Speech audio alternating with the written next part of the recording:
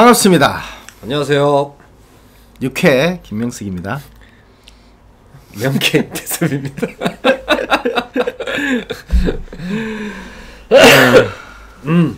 자, 코로나 얘기도 해야지. 코로나, 정확히 2주 전 목요일에 코로나 테스트 결과 확진제가 판정을 받은 건 아니고 자체 진단 결과 코로나 걸려서 일주 동안 자가격리하고 건신하다가 돌아왔습니다. 네. 그래서 좀 의심하는 사람들이 많길래 테스트기 한 줄짜리 보여드립니다. 저는 여리저리 잘 피해 다니면서 안 걸리고 있습니다. 네. 그러다가 임신 테스트 결과 2줄 나오는 수가 있다. 1억분의 1로 남성 임신 그래가지고 네, 조심하세요. 네, 오늘 진도 나갑시다. 네. 공지사항 하나 말씀드리고 출발하죠. 우리가 10번째 방송까지는 우리 카페에도 이렇게 방송을 올리고 11번째 방송부터는 유튜브에서만 우리 방송이 올라갑니다. 아, 그럼 오늘이 마지막? 네. 카페에 올라가는 마지막 방송? 네. 그 전에 지금 물론 카페하고 유튜브 같이 올렸어요. 네, 유튜브에서 계속 볼 수 있고요. 카페 회원들은 지금 4,000명에 육박하고 있는데 우리 유튜브 방송은 아직 300명이 채 안 됐어요. 구독자 수가. 그래서 카페 회원들만이라도 이쪽으로 옮겨가 달라. 네. 왜? 다 알면서 뭐. 금딱지 받으려고 우리가 재난 기부만 할 수 없잖아요. 광고세도 들어와야 될 거 아니야. 먹고 살아야 방송도 올리고 할 거 아니야. 그날까지 금딱지 받는 그날까지. 네. 알겠습니다. 자, 우리 얼굴을 좀 크게 해달라는 사람들이 있어서 생동감 있는 얼굴을 보고 싶다 이렇게 그렇죠. 얘기하는 사람들이 있다고 해서 길을 쫙. 아니 텍스트가 중요한데 네. 뭐 우리가 필요할 때는 텍스트 올리고 그렇지 않을 때는 우리 얼굴들 이렇게 살아있는 얼굴들 보여주는 걸로. 네. 자, 오늘 오늘 질문은 자, 요거를 조금 줄여서. 네.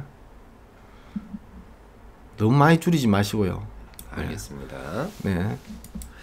자, 오늘의 질문. 네. 여기 네. 하나를 지웠네. 우리 카페 여기 있습니다. 네. 카페. 네. 카페. 수영 1234님. 네.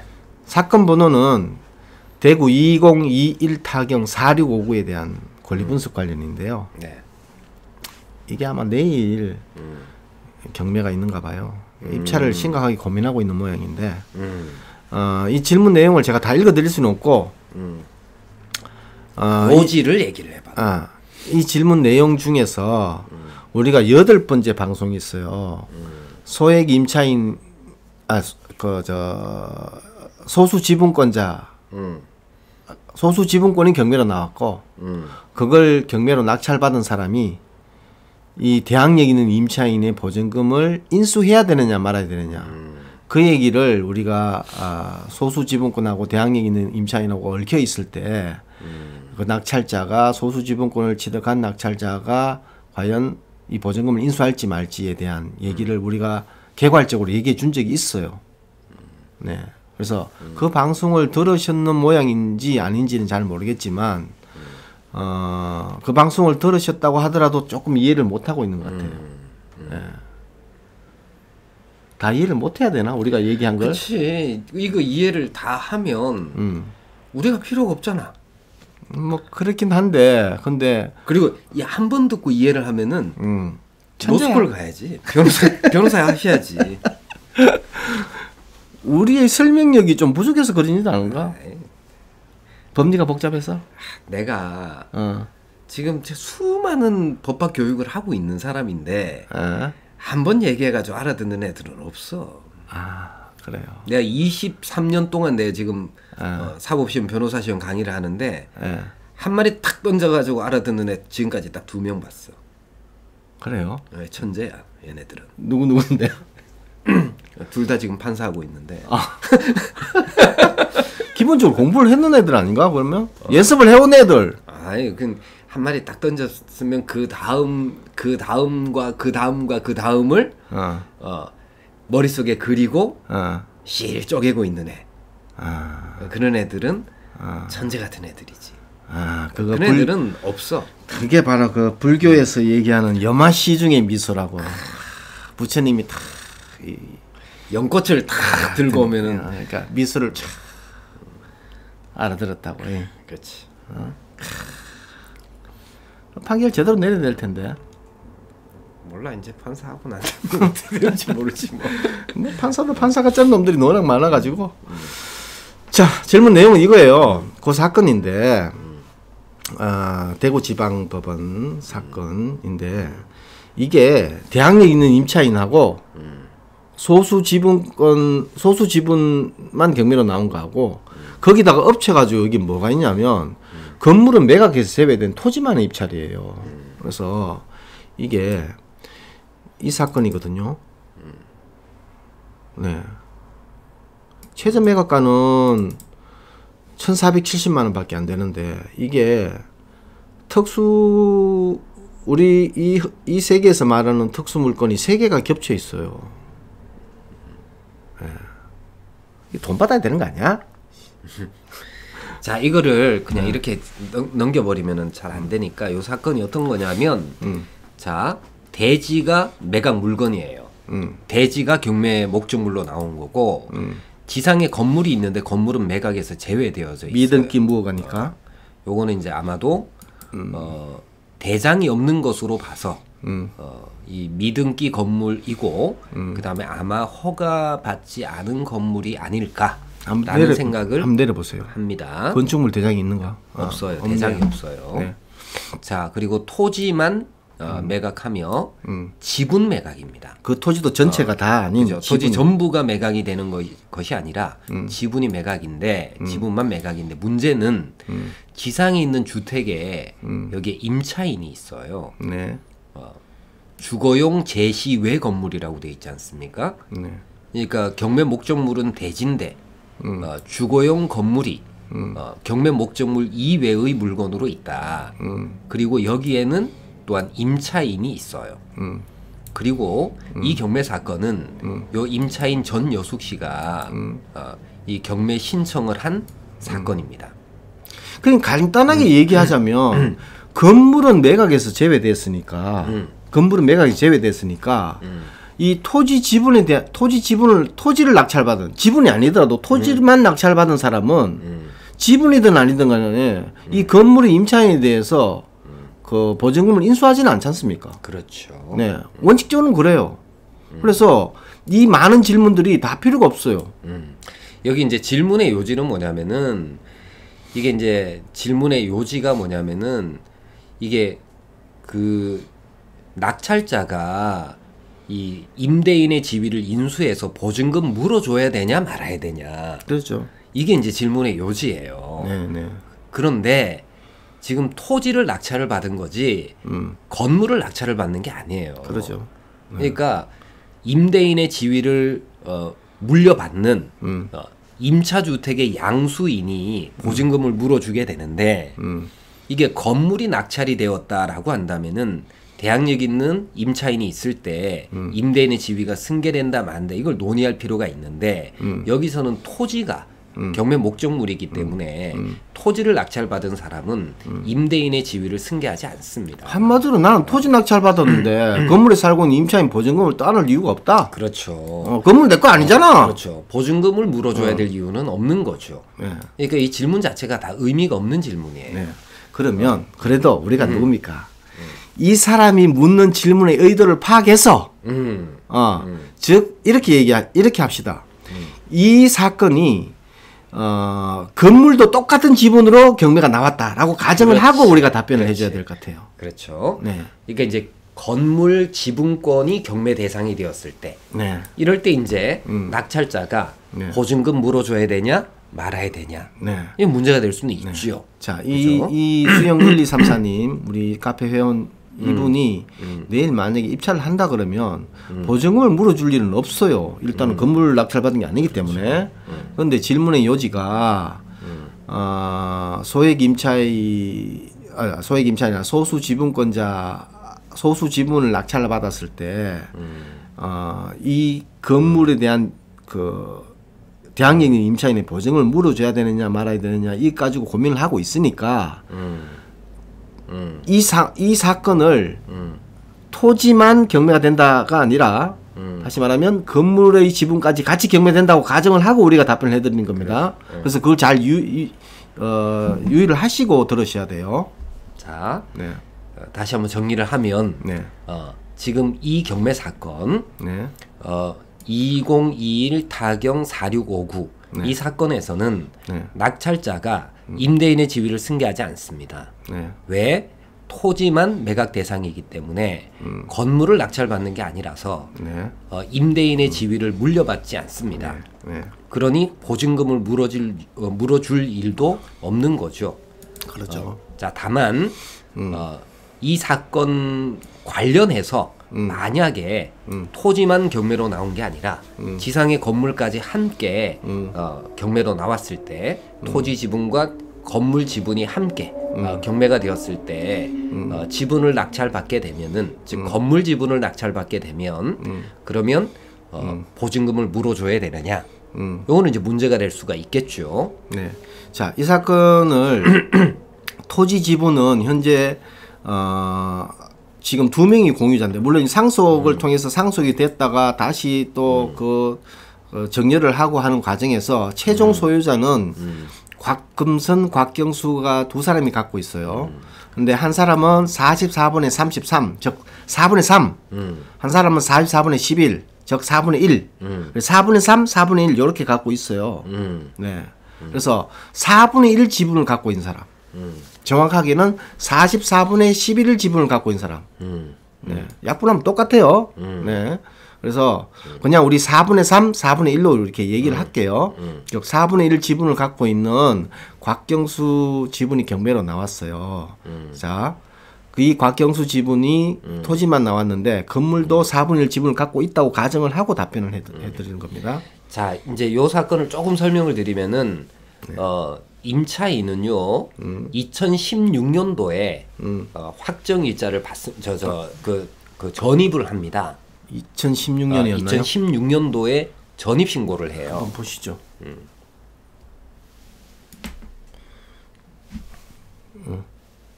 요거 따닥따닥 누르세요. 네. 네, 맞네요. 2016년 여기 12월 2016년 12월 달에 네. 전입을 하게 됩니다. 네. 그럼 이때 대항력을 갖추게 돼요. 네. 그죠? 네. 그리고 이 확정일자는 사건에서의 이 사건에서의 말소 기준 권리를 보면은 이게 경매가 중복 경매예요. 네. 18년 5월 4일자 채권자 서울 보증보험에 의해서 지분 강제 경매가 개시가 됩니다. 네. 그리고 21년 이게 6월 3일자로 네. 임차인 전여숙 씨에 의해서 이 곽경수 지분 강제 경매가 또 이루어져요. 네. 중복 경매가 된 거예요. 네. 네. 그죠? 보통 중복 경매가 되면은 네. 선행 경매 절차에 따라서 경매 절차가 진행이 되는데 보세요. 18년 5월 4일자로 경매 개시 결정이 내려졌음에도 불구하고 그 위에 건. 그거 오케이. 없어졌어. 그건 안 나와 있어요. 그거 주말 돼 가지고 없어졌고요. 네.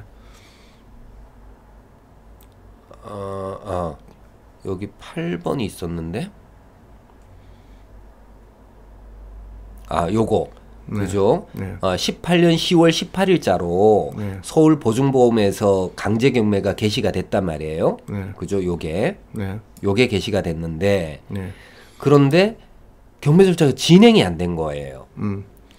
그래서 21년 6월 3일 날 중복 경매가 되었고 이런 특별한 사정이 있을 때는 후행 경매 절차가 진행이 될 수가 있어요. 네. 그래서 후행 경매 절차에 따라서 경매 절차가 진행이 되는 경우다. 이렇게 이제 생각을 하시면 되는데 말소 기준 권리는 요거예요. 18년 10월 18일자 이 서울 보증보험에 의해서 이루어진 강제 경매 개시 결정. 이게 가압류네. 저걸 한번 보시죠. 등기부를 봐야 되겠다. 네.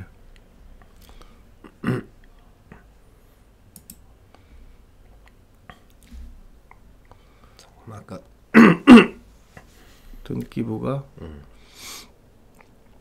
좀 넣습니다. 자 봅시다. 보세요. 여기 보면은 자, 이 8번에 이 서울 보증보험에 의해 가지고 지분 강제 경매 개시 결정 등기가 기입이 되지 않습니까? 네. 요게 이제 말소 기준 권리예요. 그죠? 여기 말소 기준 권리고 그 이전에 그럼 요약이 잘못되어 있네. 그렇죠. 요약이 잘못되어 있는 거죠. 요약 지금 그 구독션에서 한 요약 자체가 이게 이렇게 오류도 있을 수 있습니다. 여러분들 잘 보셔야 돼요. 그러니까 요게 말소 기준 권리예요. 네. 그러니까 18년 5월 4일자, 네. 5월 4일자 요게 이제 말소 기준 권리가 되는 것이고 지금 구독션 요약에서는 요게 말소 기준 권리로 되어져 있어요. 근데 등기부를 보면은 말소 기준 권리는 순위번호 8번에 서울 보증보험에 의한 강제 경매 개시 결정 요게 이제 말소 기준 권리가 되는 겁니다. 그러면 전요옥이라는 이 사람이 중복으로 경매 신청을 했는데 근데 이 사람이 전입을 한 것은 16년도이기 때문에 대항력이 있는 임차인이 있는 거예요. 그렇죠. 그렇죠. 근데 확정 일자가 조금 늦어가지고 그거는 배당 순위는 잠깐만 뒤로 밀리나요? 아니면은 그거는 그러니까 요 얘기를 다 하고 난 다음에 해야 돼요.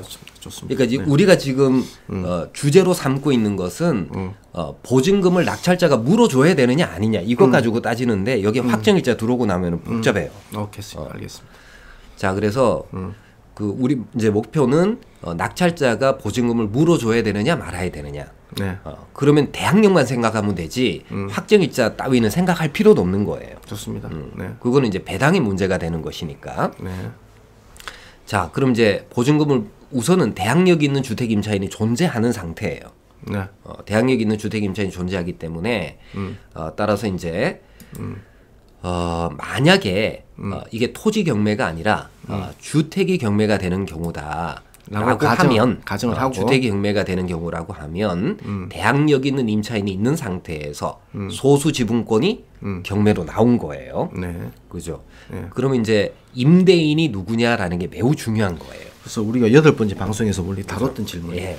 네. 자, 임대인이 이 소수 지분권자까지도 포함해서 임대차 계약을 체결을 했다. 네. 그러니까 다수 지분권자하고 소수 지분권자. 이 케이스에서는 이 곽금선하고 곽경수가 동시에 공동 임대인으로서 임대차 계약을 체결했다. 라고 하면 곽경수가 임대인의 지위를 가지고 있었기 때문에 임대인의 지위를 승계를 합니다. 그래서 보증금을 물어줘야 되는데 물어주는 보증금 액수는 얼마를 물어줘야 되느냐. 이분은 2,800만 원의 4분의 1인 700만 원만 물어주면 된다. 이렇게 생각하는데 이건 옳지가 않아요. 저는 우리 말씀 그렇죠. 드렸는데. 네. 공동 임대인들은 보증금을 각자 자기 재산으로 전부를 반환해야 될 채무를 지는 거예요.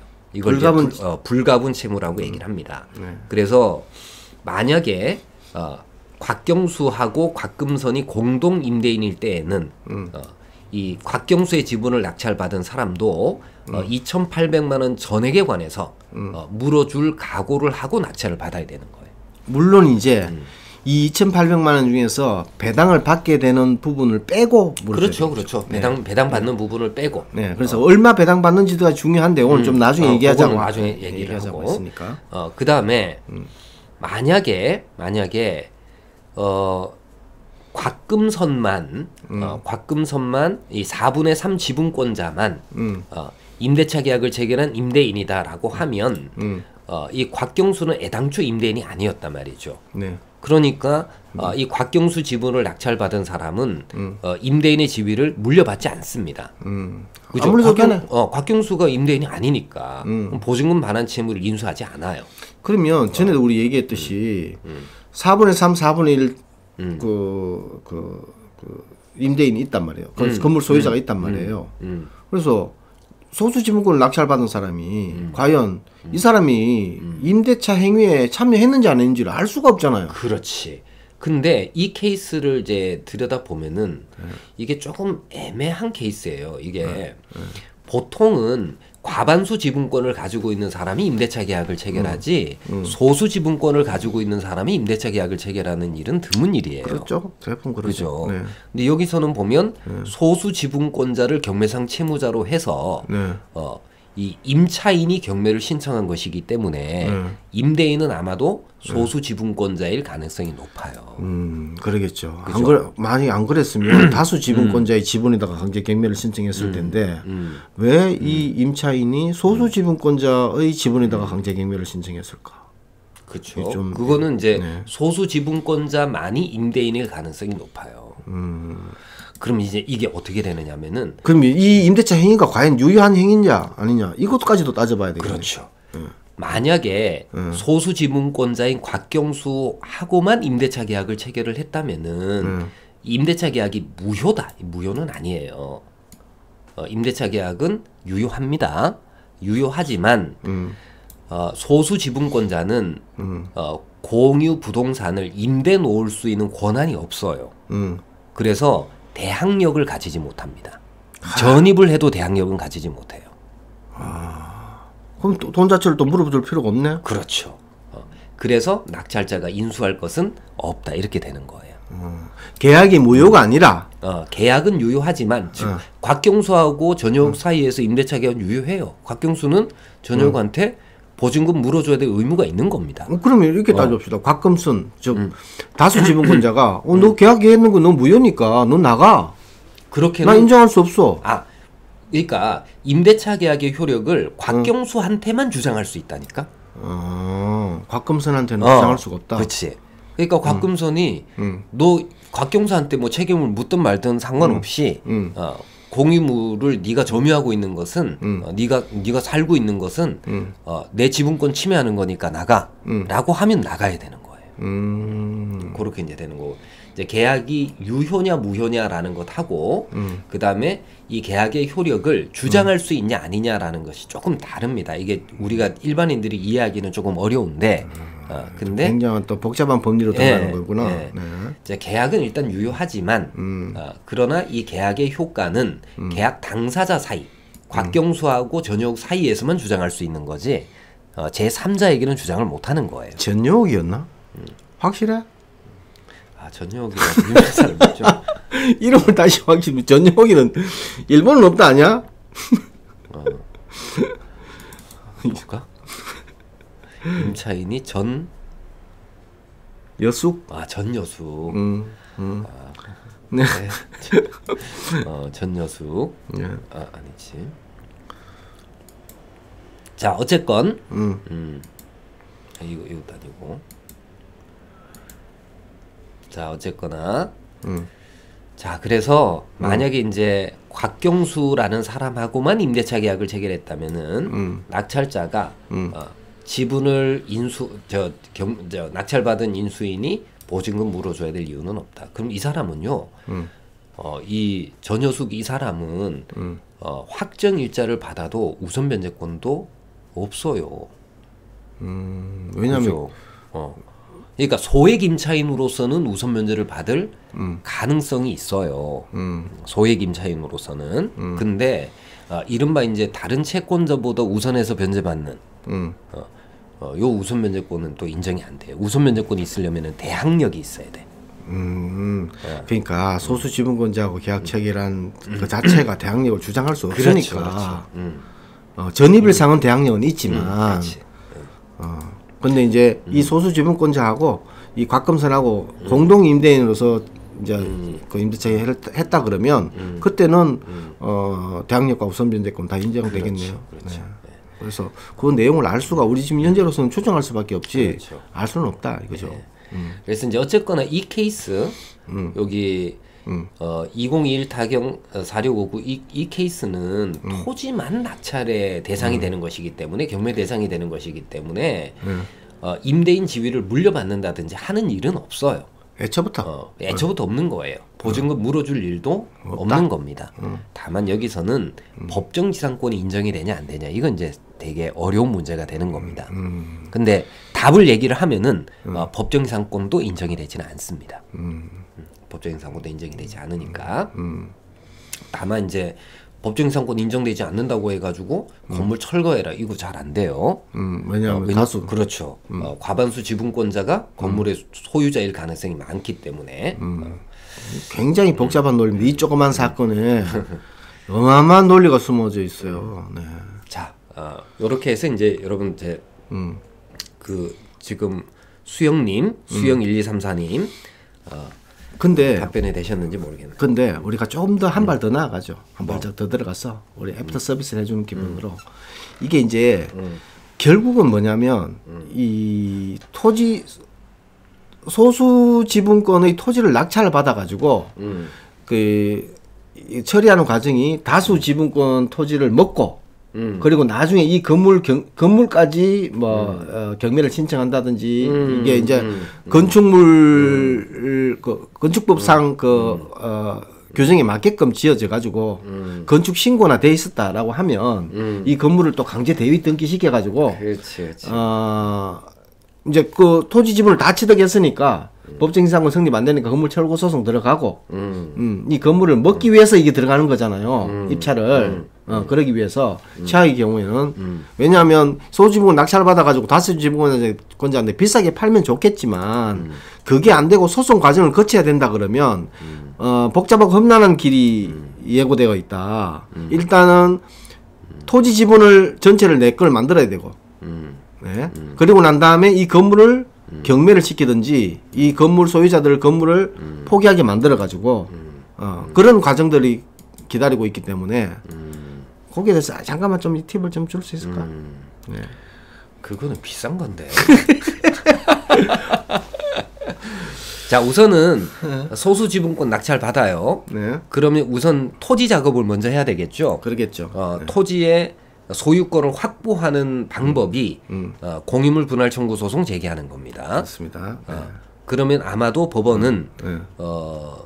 경매에 의한 대금분한 판결을 내릴 거예요. 네.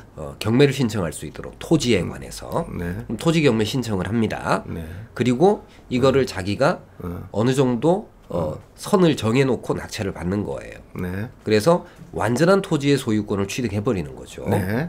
자, 그런 다음에는 네. 그 지상에 있는 건물은 이 법정상권에 의해서 보호되는 건물이 아니기 때문에 왜냐하면 토지 지분까지 다수 처음에는 소수 지분권자라서 건물 철거 소송이 불가능했는데 이제는 그 토지를 완전한 게 전체 다를 다 취득을 하니까 그렇죠. 법정상 성립하지 않으니까 그렇죠. 건물 철거 소송 진행한다. 그렇지. 네. 뭐 그렇게 하면서 이제 임료 상당액의 부당이득금 반환 청구 소송 이것까지 같이 제기를 해서 건물에 대해서 강제 경매를 신청하는 이런 방식으로 이제 가서 수익을 냈는데 이 한 굉장히 3년에서 4년 그렇죠. 이상 최소 3년 이상 걸린다. 그런데 이제 지금 제가 사진을 띄워놓고 있지 않습니까? 네. 이 건물 취득하기 위해 가지고 3, 4년 동안 고생을 한다. 나는 안 할래. 안 하고 싶어. 네. 그런 겁니다. 아주 싸게 사는 것도 아니고. 그렇죠. 네. 그래서 지금 왜냐하면 신권에 들어가야 된다는 얘기가 되잖아요. 지금. 이게 법무 비용이 많이 들어요. 네. 그래서 큰 메리트는 없어 보인다. 뭐 좀 건물도 그럴싸하고 토지 가치가 많이 떨어져 있고 예, 그런다 그러면 좀 생각해 볼 여지가 있죠. 예, 근데 지금 제가 봤어도 별로 뭐 그렇게 썩. 네. 자, 지분 경매 이거 네. 수영님 우선은 보증금 물어줘야 될 일은 없다. 그렇게 이제 생각을 하시고 다만 토지에 건물이 있는 토지에 지분을 낙찰을 받는 것이기 때문에 토지를 의도한 대로 사용하지는 못하게 될 거다. 네. 그리고 소수 지분권을 취득하는 것이기 때문에 지상에 있는 건물 소유자들에게 건물을 철거해라 뭐 이런 식으로 압박을 가할 수도 없다. 그러니까 이제 어떤 의도로 이 부동산을 이제 보고 있는지는 모르겠으나 여러 가지 이제 권리 행사 제한은 있다. 다만 보증금 인수할 일은 없다. 그렇게 이제 말씀드립니다. 자, 뭐 여기까지 하면 되겠네요. 네. 자, 여기까지 하고 오늘 10회 방송 여기서 마치는 걸로 하겠습니다. 자, 오늘 수고 많으셨습니다. 네. 네.